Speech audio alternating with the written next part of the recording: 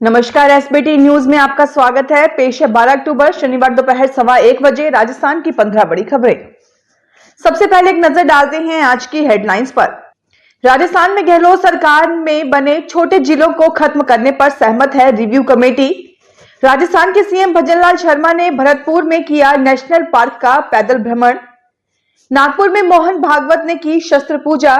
Rajasthan high court के justice Rajendra प्रकाश सोनी का निधन। राजस्थान समेत पूरे देश के स्कूलों में जांचेंगे बच्चों की उपस्थिति का आंकड़ा। और अब खबरें विस्तार से सुनिए।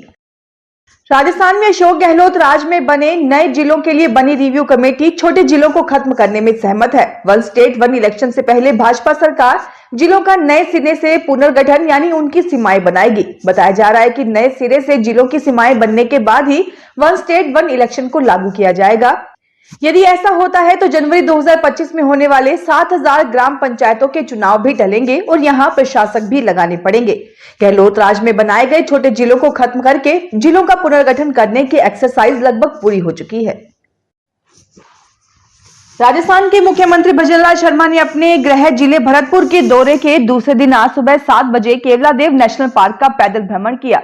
इस दौरान उन्होंने पार्क में छोड़े गए पांचना बांध के पानी के बारे में जिला प्रशासन और घना प्रशासन से चर्चा की।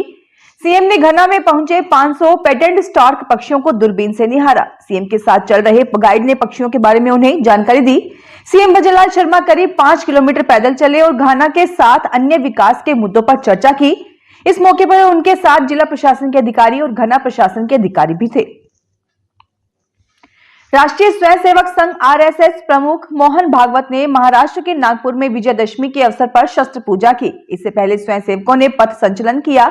अपनी स्पीच में भागवत ने कहा कि बांग्लादेश में यह नैरेटिव फैलाया जा रहा है कि भारत उसके लिए खतरा है, उसे कौन बहका रहा है ये सब जानते हैं। इस दौरान भागवत ने कोलकाता डॉक्टर से रेप मर्डर, इजराइल हमास व जुलूसों पर हुए पथराव, दुनिया में भारत की बढ़ती साख पर भी चर्चा की। विजयदशमी पर्व राष्ट्रीय स्वयंसेवक संघ के स्थापना दिवस के रूप में भी मनाया जाता है। राजस्थान हाई कोर्ट के जस्टिस राजेंद्र प्रकाश सोनी का बीती देर रात को जोधपुर में हार्ट अटैक से निधन हो गया। 56 वर्षीय सोनी को बीती देर रात सीने में दर्द व घबराहट के बाद प्राइवेट हॉस्पिटल में एडमिट करवाया गया था, जहां इलाज के दौरान उन्होंने दम तोड़ दिया। जस्टिस राजेंद्र प्रकाश सोनी 16 जनवरी 2023 को राजस्थान हाई कोर्ट के न्यायाधीश बने थे। सोनी के निधन की जानकारी मिलते ही जस्टिस फरजंद अली समेत कई जज व एडवोकेट हॉस्पिटल पहुंचे। जस्टिस आरपी सोनी का आवास जोधपुर शहर के पोलो ग्राउंड स्थित अभीरगढ़ स्कीम में है। अंतिम दर्शन के लिए पार्थिव शरीर को आवास पर रखा गया है। यहां से शनिवार दोपहर 1 बजे अंतिम यात्रा निकाली जाएगी। Central board of secondary education नई दिल्ली की टीमें अब राजस्थान समेत पूरे देश के स्कूलों में अचानक निरीक्षण कर 10वीं व 12वीं के बच्चों की उपस्थिति का आंकड़ा जानेगा। ठोस कारण के बिना लंबे समय तक अनुपस्थित रहने वाले बच्चों को परीक्षा से वंचित करने का भी निर्णय लिया जाएगा। उपस्थिति रिकॉर्ड में हेरफेर करने वाले स्कूलों पर भी कार्रवाई होगी, उनकी मान्यता निरस्त की जाएगी। ये जांच सीबीएसई से संबद्ध विद्यालयों में होगी। विद्यार्थियों के परीक्षा में बैठने के लिए अभी 75% उपस्थिति अनिवार्य है। सीबीएसई ने विद्यार्थियों की अनुपस्थिति को लेकर स्टैंडर्ड ऑपरेटिंग प्रोसीजर एसओपी जारी कर दी है। अनुपस्थिति की गणना आगामी 1 जनवरी 2025 तक के समय को लेकर की जाएगी। इस समयावधि में विद्यार्थी की उपस्थिति 75% होना अनिवार्य है। इससे कम उपस्थिति वाले विद्यार्थियों की सूचना में आवश्यक दस्तावेजों के 7 जनवरी 2025 तक सीबीएसई के क्षेत्रीय कार्यालयों में देनी होगी। कोटा का दशहरा मेला देश भर में विख्यात है। कोटा में दशहरा मेले में इस बार दहन से पहले बीती रात रावण का पुतला 65 फीट की ऊंचाई से गिर गया। इससे पुतला क्षतिग्रस्त हो गया। रावण और उसके कुनबे को खड़ा करने के लिए कई मजदूर लगाए गए थे। रावण को खड़ा करने के लिए लगाई गई बेल्ट और रस्सा टूटने से यह हादसा हो गया। हादसे के बाद नगर निगम के कर्मचारियों के हाथ फूल गए, क्योंकि करीब 1 महीने की कड़ी मशक्कत के बाद 80 फीट का रावण का पुतला तैयार किया गया था। इसे क्रेन की मदद से खड़े करते इस वक्त धड़ाम से ये नीचे गिर गया। जैसलमेर जिले में विजयदशमी के मौके पर भारत पाक सीमा पर बीएसएफ जवानों ने शस्त्र पूजन किया। बीएसएफ की 1022 तोपखाना रेजिमेंट के पूजन किया। विधि विधान के साथ शस्त्र पूजन कर दुश्मनों को एक कड़ा संदेश भी दिया गया। संदेश साफ था कि अगर भारत मां की ओर कोई नापाक हरकत करने की हिमाकत करेगा तो ये तोपखाना रेजिमेंट उन्हें पलक झपकते ही निस्तनाबूद कर देगी। मिनी संसद के रूप में अहम भूमिका निभाने वाली संसदीय समितियों में इस बार महिला सदस्यों का बोलबाला है। 4 संसदीय पैनल ऐसे हैं जिनमें 9 महिलाएं हैं, 4 ऐसे हैं जिनमें 5 से 7 महिलाएं और 5 ऐसे हैं जिनमें 1 से 2 महिला सदस्य हैं। 2 समितियों की अध्यक्षता कद्दावर महिला सदस्य कर रही हैं। तृणमूल कांग्रेस की डोला सेन कॉमर्स और द्रमुक की कनिमोजी करुणानिधि उपभोक्ता मामले की कमेटी की अध्यक्षता कर रही हैं।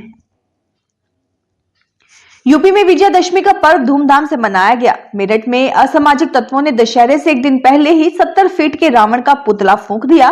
लोगों ने समरसेबल और रेत से आग पर काबू पाया।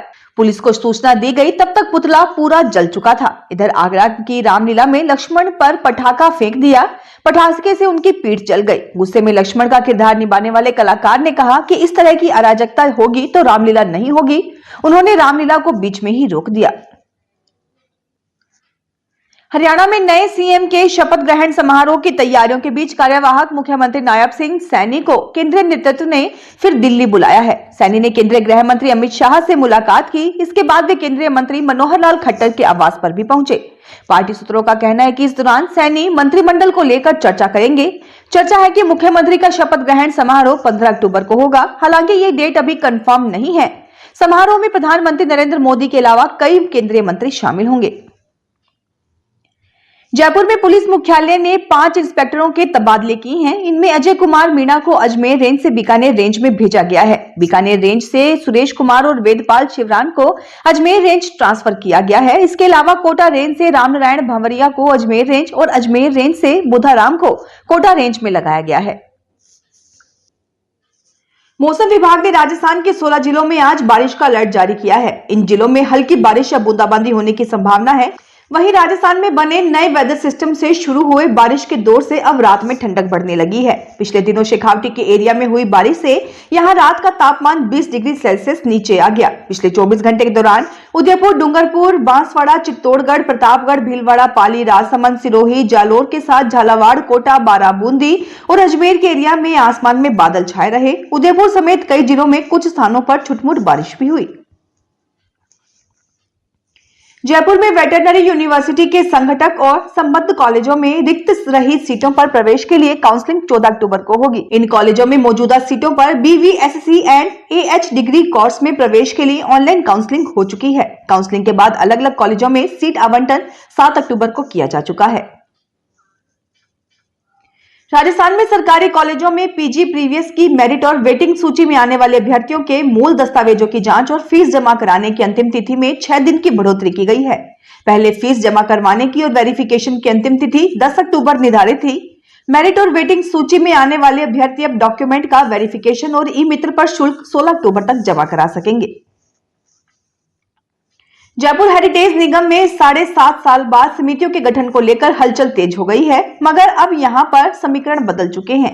पहले कांग्रेस की सरकार और कांग्रेस का बोर्ड होने के बाद गुटबाजी के चलते समितियों का गठन नहीं हो पाया था, लेकिन कांग्रेस की मेयर मुनेश गुर्जर के निलंबन के बाद इसको लेकर चर्चा तेज हो गई है। अब बीजेपी की मेयर बनने के साथ ही बीजेपी की समितियों का गठन होना तय हो गया है। इसमें कांग्रेस से पार्षदों को समितियों में शामिल कर सकते हैं। हेरिटेज निगम में 100 पार्षद हैं।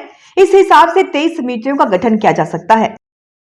फिलहाल इस बुलेटिन में इतना ही। फिर हाजिर होंगे और बड़ी खबरों के साथ। सांध्या मोटर टाइम्स की मीडिया पार्टनरशिप में श्रीगंगानगर में इस बार लगने जा रहा है प्रॉपर्टी बिल्ड एक्सपो और ये लगेगा अग्रवाल ट्रस्ट, हनुमानगढ़ मार्ग, बालाजी धाम के पास। श्रीगंगानगर में 18 से 20 अक्टूबर को शुक्रवार, शनिवार और रविवार को प्रातः 10 से रात्रि 8 बजे तक। प्रॉपर्टी बिल्ड एक्सपो में इस बार दिवाली में बरसेगा धन और साथ ही करवा चौथ के अवसर पर महिलाओं के लिए 18 से 20 अक्टूबर तक मेहंदी लगाने की भी निःशुल्क व्यवस्था की गई। इस एक्सपो में श्रीगंगानगर शहर व अन्य शहरों में प्रॉपर्टी, मकान, दुकान, कोठी खरीदने और बेचने का मिलेगा आपको एक ग्रीन अवसर। और एक्सपो में आने वाली महिलाओं के लिए बिल्कुल फ्री में मेहंदी लगाई जाएगी और इस एक्सपो में मिलेगा आपको अपने मनपसंद की प्रॉपर्टी खरीदने का और बेचने का भी मौका। इस एक्सपो में एंट्री बिल्कुल निःशुल्क रहेगी, तो जल्दी जल्दी आइए और विजिट कीजिए इस प्रॉपर्टी बिल्ड एक्सपो को। Thank you so much for watching. धन्यवाद।